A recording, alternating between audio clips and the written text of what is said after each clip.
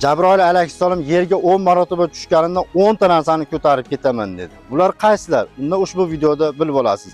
La qotbadana. Birinchi marotaba yerga tushganida yerdan barakani ko'tarib ketaman dedi. Ikkinchi marotaba tushganlarida odamlarning yuragidan rahm, shafqatni ko'tarib ketaman dedi. Uchinchi marotaba yerga tushganlarida bir tug'ishgan jigarlarning o'rtasida mehr oqibatni ko'tarib ketaman dedi. To'rtinchi marotaba tushganlarida podshohlardan adolatni ko'tarib ketaman dedi. Va 5-marotaba Jabroil alayhissalom tushganlarida ayollardan uyatni ko'tarib ketaman. Ayollarda uyat qolmaydi dedi. 6-marotaba tushganda sabrni ko'tarib ketaman dedi. 7-marotaba tushganda ulamolardan ikki narsani ko'tarib ketaman dedi. Birinchisi taqvo, ikkinchisi shubha, gumon.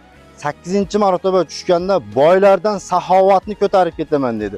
9-marotaba tushganlarida Qur'onni ko'tarib ketaman dedi. Va 10-marotaba tushganda iymonni ko'tarib ketaman dedi. Iymonni ko'tarib ketganda qiyomat qaym bo'lar ekan. Endi bir tafakkur qilib ko'ring. Jabroil alayhissalom qanchasini ko'tardi va qanchasi qoldi? Ma'assalama.